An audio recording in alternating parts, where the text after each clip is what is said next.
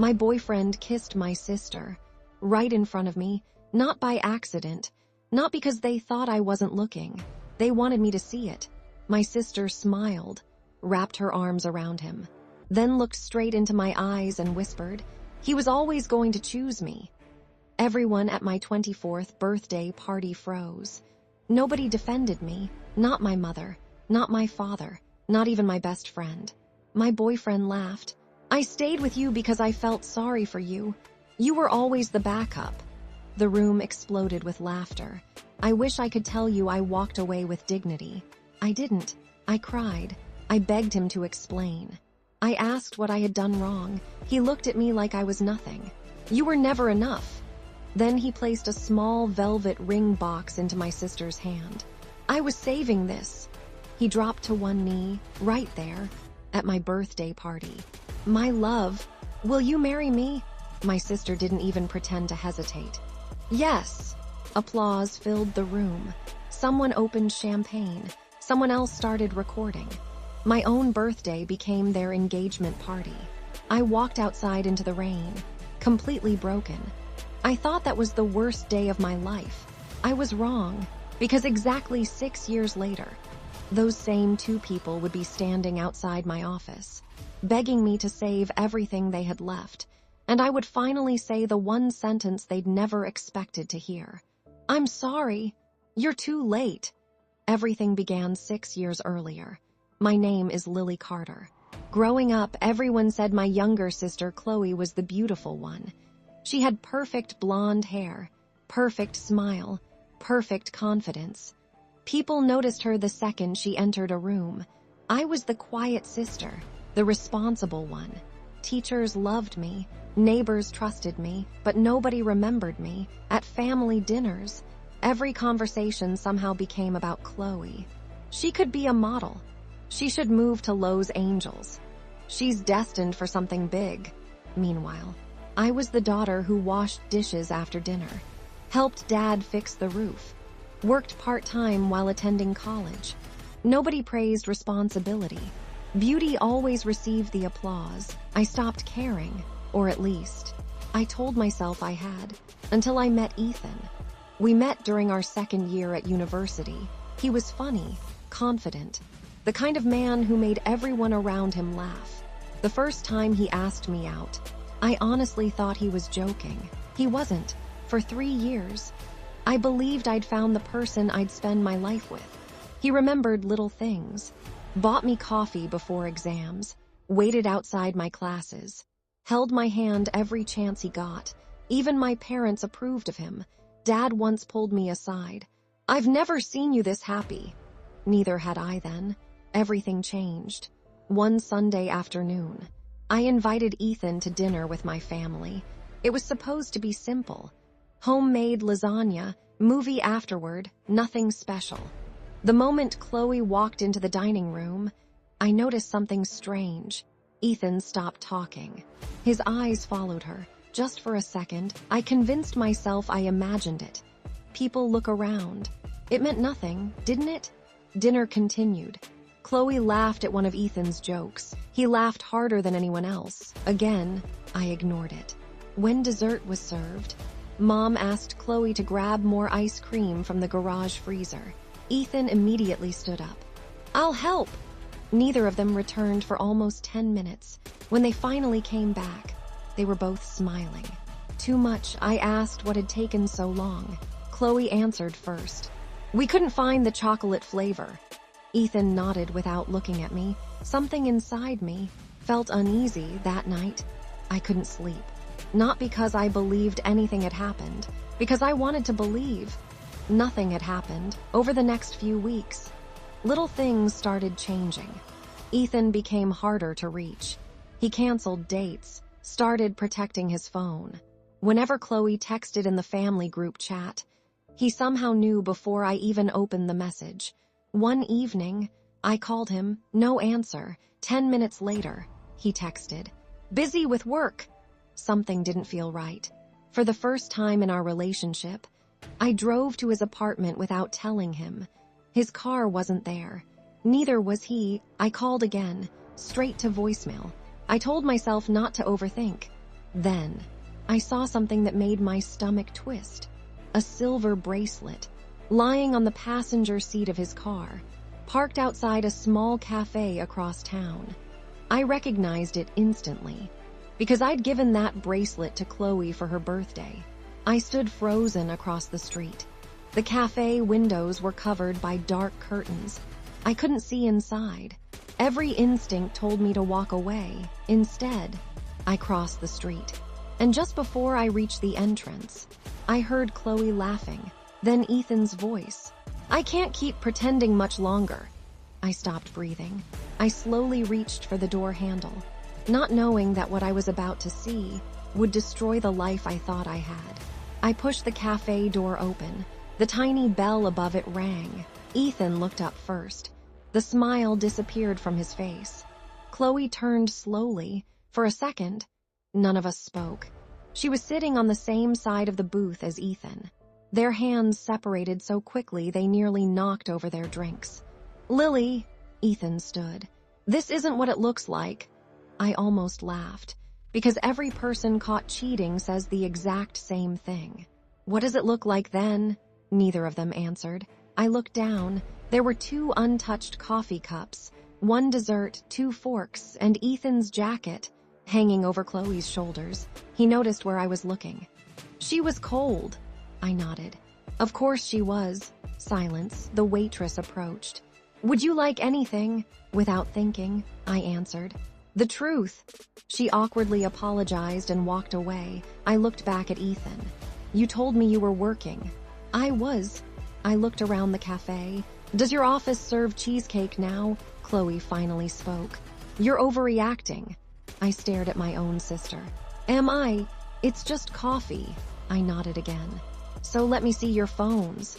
Both of them froze. That was my answer. I slowly stepped backward. "You know what? You don't even have to explain."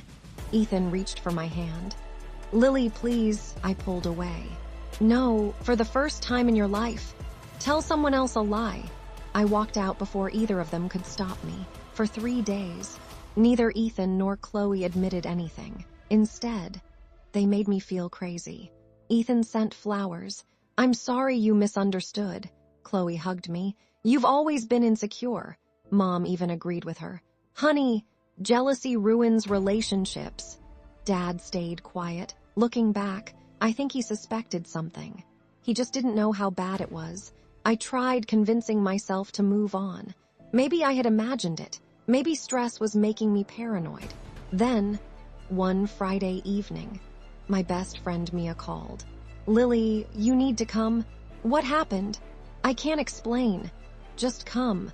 She texted me an address, a rooftop restaurant downtown. I arrived 20 minutes later. Music echoed through the building. People laughed. Champagne glasses clinked together. Mia met me near the elevator. Her face was pale. "I didn't want you to find out online."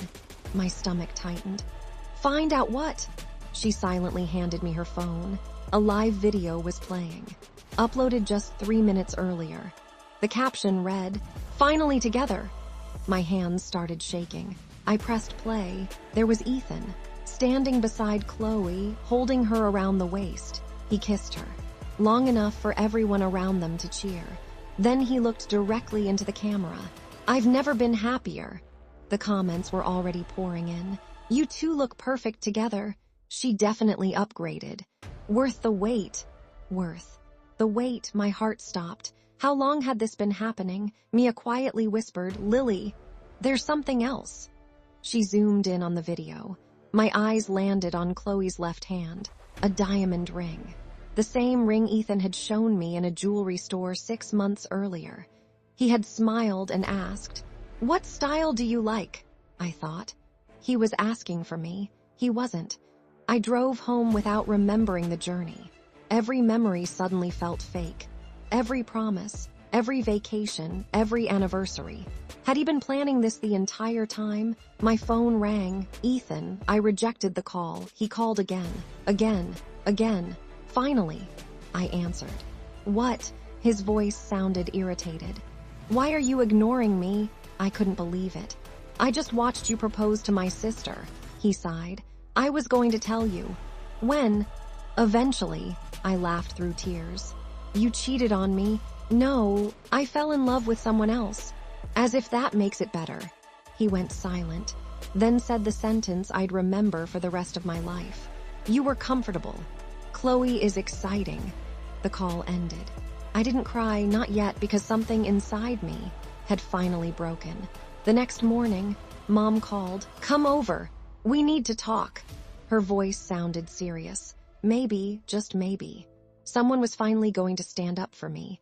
I arrived at my parents' house. Everyone was already there. Mom, Dad, Chloe, Ethan, even Grandma. No one smiled. Mom folded her hands. "Lily, we've all been discussing this."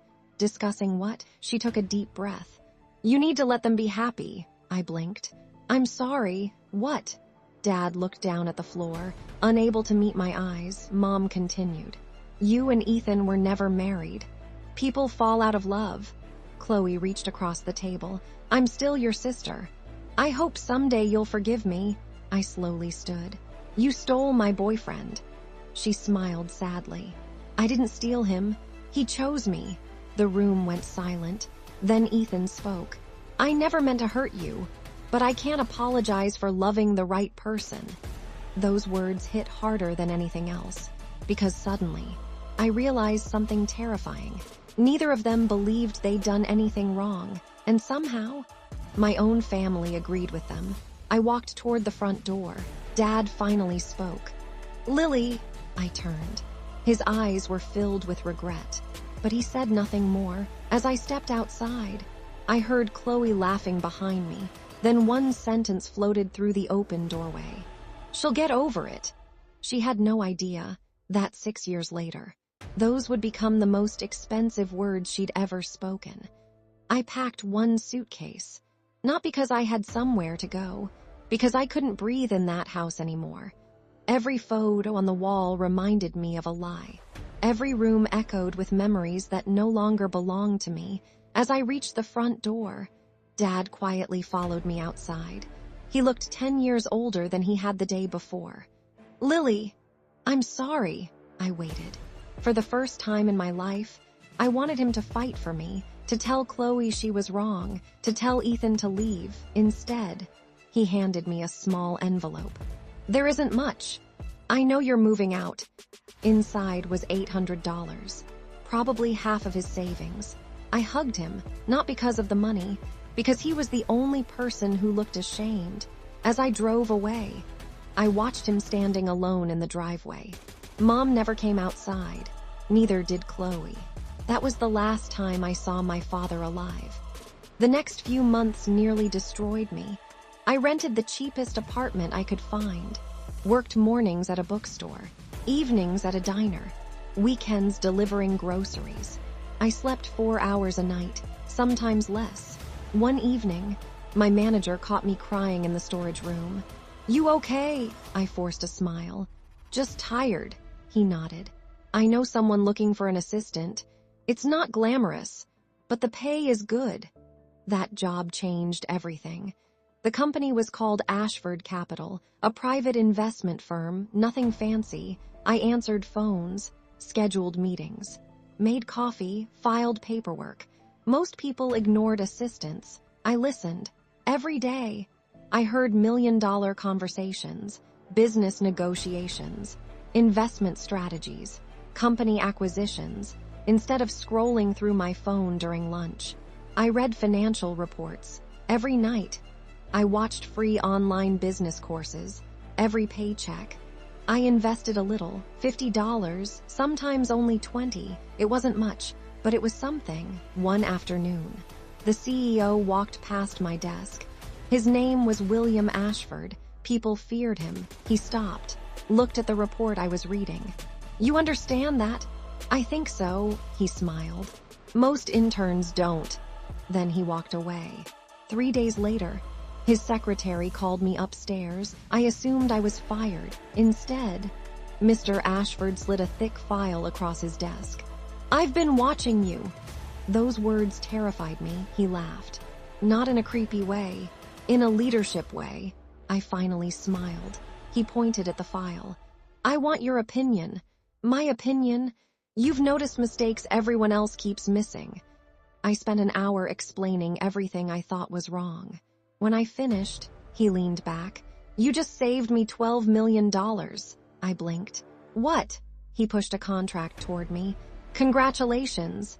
You've just been promoted. Meanwhile, Chloe's life looked perfect. Every social media post showed another vacation, another designer handbag, another expensive restaurant.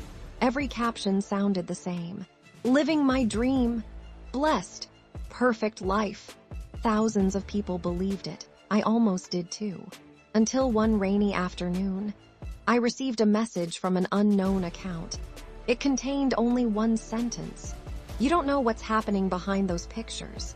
No name, no explanation, just one photograph. It showed Ethan, standing outside a casino. At 2:30 in the morning, looking terrified, I frowned. Why would someone send this to me? I deleted the message, or at least, I tried to. A second message arrived immediately. He's losing everything. Then another. And your sister has no idea. I blocked the account, but that night, I couldn't stop thinking about it. 6 years passed. Life became quieter, stronger. I no longer cried when I heard Ethan's name. I no longer checked Chloe's social media. I built a life they knew nothing about. I bought a small house. Not because I wanted to impress anyone, because I'd earned it. Mr. Ashford eventually made me director of strategic investments. The girl everyone called ordinary was now helping decide billion-dollar deals. Almost nobody recognized me anymore. Different hairstyle, different confidence, different life. Then, on a cold Monday morning, my assistant knocked on my office door. Miss Carter, there are 2 visitors insisting they know you. I told them you don't accept unscheduled meetings. They refused to leave. I looked up from my laptop. Who are they? She hesitated, then quietly answered. A man named Ethan and a woman named Chloe. For the first time in 6 years, my hands stopped moving. I walked to the window overlooking the lobby. There they were, older, more tired. Their expensive clothes were gone. Ethan kept pacing nervously. Chloe looked like she hadn't slept in days. Then I noticed something strange. They weren't holding hands anymore, and whatever had brought them here looked far bigger than regret. I told my assistant to let them in, then I changed my mind. No, make them wait. For how long? I looked at the clock. An hour. She smiled. Yes, ma'am. Through the glass wall, I watched them sit in the reception area. Ethan kept checking his watch. Chloe looked around nervously. 6 years ago, they made me wait while they destroyed my life. Now, they knew what waiting felt like. Exactly 60 minutes later, I walked into the conference room. Neither of them recognized me immediately, not until I spoke. Good afternoon. Ethan slowly stood. Lily, his voice cracked.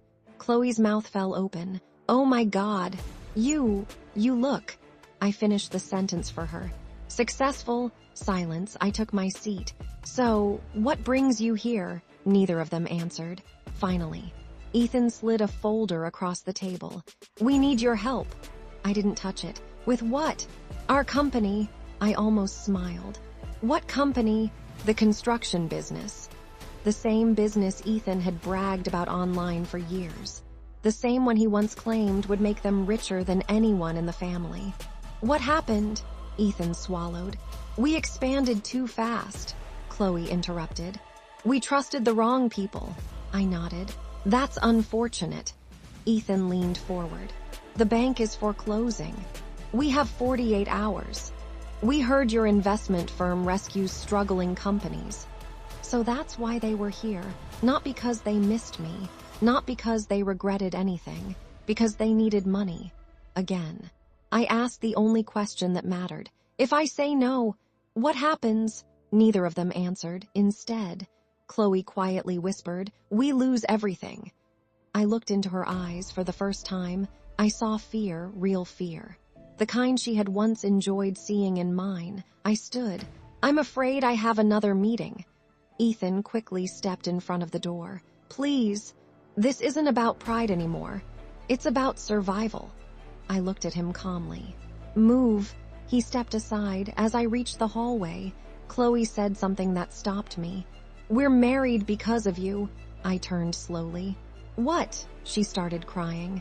If you hadn't left, none of this would have happened. I almost laughed. You stole my boyfriend. You humiliated me. You celebrated while my life fell apart. And somehow, this is my fault? She couldn't answer. I walked away. That evening, I couldn't stop thinking about Dad. Not because he would have wanted me to help them, because he would have wanted me to understand the truth first. The next morning, I asked my legal team to investigate Ethan's company. Every financial record, every loan, every lawsuit, everything. 3 hours later, my attorney entered my office carrying a thick stack of documents. His expression wasn't good. You need to read this. The first page showed nearly $30 million in debt. The second, unpaid taxes. The third, fraud investigations. Then I reached page 14. A familiar name appeared. My father's, Robert Carter. I frowned. What is this? The attorney adjusted his glasses. 6 years ago, your father loaned Ethan $200,000. What? There was never a repayment. I stared at him. My father never told me. He couldn't. The agreement required confidentiality. I kept reading. My hands began shaking. According to the documents, Dad hadn't just loaned Ethan money. He'd saved his business twice, without taking credit, without telling anyone. And Ethan still betrayed me. That afternoon, I visited Dad's grave for the first time in almost 2 years. The flowers had faded. The stone was cold beneath my fingertips. I'm sorry. I stayed away. A gentle voice answered behind me. He knew you'd come back. I turned. It was Mrs. Harper, our elderly neighbor. She'd known my parents for decades. She smiled sadly. Your father came here every Sunday before he died. I frowned. Every Sunday, she nodded. He talked about you. What did he say? She reached into her handbag. I've been waiting 6 years to give you this. She handed me a sealed envelope. My breath caught. It was Dad's handwriting, across the front. He had written only 3 words, for Lily only. Tears blurred my vision. Inside was a letter. My beautiful daughter, if you're reading this, then you've become stronger than the pain they caused. I smiled through tears. He knew. He had always known. The letter continued. I loaned Ethan money because he promised to build a future with you. He cried in my office.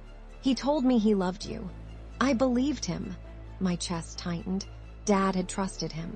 Then came the sentence that changed everything. The day Ethan chose Chloe, he came back asking for even more money. My hands froze. He told me Lily was never ambitious enough anyway. A tear landed on the paper. Dad continued. That was the only day in my life. I almost struck another man. I covered my mouth. I had never seen my father lose his temper, not once. Then I read the final page. If Ethan or Chloe ever return asking for help, don't answer immediately. Ask them one question. If they answer honestly, help them. If they lie, walk away forever. I whispered into the empty cemetery. What question, Dad? I unfolded the last page. Only one sentence was written there. Ask them why they really came back. At that exact moment, my phone rang. It was my assistant. Miss Carter, you need to come back immediately. Ethan and Chloe are here again. They're not alone this time. Your mother is with them, and she's demanding to see you. My mother walked into my office as though she still owned every room she entered. She didn't ask how I was. She didn't apologize. She simply looked around at the floor-to-ceiling windows, the polished conference table, the skyline behind me, and quietly said, "So, you've done well." I didn't answer. Ethan and Chloe stood behind her. Neither of them looked me in the eye. Mom sat down without being invited. We're family. I think it's time we put the past behind us. I almost smiled. The past? You mean the day you watched my boyfriend propose to my sister at my birthday party? Silence. She looked away. People make mistakes. I folded my hands. Interesting, because I remember being the only one blamed for that mistake. Nobody spoke. I reached into my desk, pulled out Dad's letter. There was only one question left. I looked at Ethan. "Why are you really here?" He answered immediately. "To apologize." I nodded, then looked at Chloe. "Why are you really here?" "To fix our family." Again, I nodded. Then I slowly pushed a thick folder across the table. "What is this?" "The complete investigation into your company." Ethan opened it. His face turned white. "You've been hiding money," I said calmly. "You transferred millions into offshore accounts." Chloe looked shocked. "What?" She grabbed the papers. "Ethan, what is this?" He couldn't answer. I continued. "You told your wife the company failed because of bad investments. That wasn't true. You lost over $12 million gambling." The room went completely silent. Chloe stared at him. "No," he whispered. "I can explain." I shook my head. "Not yet." I turned another page. "There are also hotel receipts, dinners, private flights, 3 different women." Chloe's chair scraped across the floor as she stood. "You cheated on me." Ethan buried his face in his hands. "It didn't mean anything." Chloe laughed through tears. "The exact same words you once said about Lily." For the first time, she understood. Not because someone explained it, because she felt it, exactly the way I had. She looked at me. "I'm so sorry. I finally know what I did to you." Tears streamed down her face. "I deserve this." I believed her, because unlike 6 years earlier, she wasn't defending herself. She wasn't making excuses. She had finally accepted the truth. Then I turned toward my mother. "You knew," she looked confused. "Knew what?" "You knew Ethan was stealing money." She froze. The silence answered for her. "I saw the bank transfers. You signed 2 of them." Mom's shoulders collapsed. "I was trying to save them." "No, you were trying to save yourself." She covered her face and cried for the first time. The room contained 3 broken people. None of them were me. Just then, my assistant knocked. "Miss Carter, the chairman is here." "Send him in." William Ashford walked inside. He smiled, then looked at Ethan. "I remember you." Ethan frowned. "We've met." William nodded. 5 years ago. You asked my company for an investment. You lied about your financial statements. I rejected you." He turned toward me. "Lily, the board has approved your recommendation." I looked surprised. "So it's official," he smiled. "As of this morning, you're the new chief executive officer." The room became perfectly still. Ethan slowly whispered, "CEO." William nodded. "She now controls every investment decision this company makes." Then he looked at Ethan one last time. "And that includes yours." William left. The room remained silent. Ethan slowly stood. "So, is this revenge?" I looked out the window. "No. If I wanted revenge, I would have enjoyed watching you lose everything. I didn't. I simply let you live with the consequences of your own choices." He lowered his head. "I really did love you." I smiled sadly. "No, you loved how easy I was to replace. You never loved me." There was nothing left to say. They quietly walked toward the door before Chloe stepped outside. She turned around. "Lily, I don't expect forgiveness, but thank you for showing me what kind of person I became." Then she left. Months passed. Ethan declared bankruptcy. He sold the house, the luxury cars, everything. Chloe divorced him. Not because they were poor, because trust never came back. My mother spent years trying to rebuild our relationship. It wasn't easy. Some wounds heal slowly. Others leave scars forever. One quiet Sunday morning, I visited Dad's grave again, this time carrying fresh white lilies. I sat beside the stone. "I understand now. You weren't teaching me how to survive heartbreak. You were teaching me how to survive success." The wind gently moved through the trees. For a moment, it almost felt like he was there, smiling, proud. I stood to leave, then noticed a small phrase engraved beneath his name. I had somehow missed it all these years. Character is revealed not by what you gain, but by what you choose when everything is taken away. I ran my fingers across the words and smiled because in the end, my boyfriend didn't lose me when he chose my beautiful sister. He lost the only person who would have stood beside him through every storm life had waiting ahead.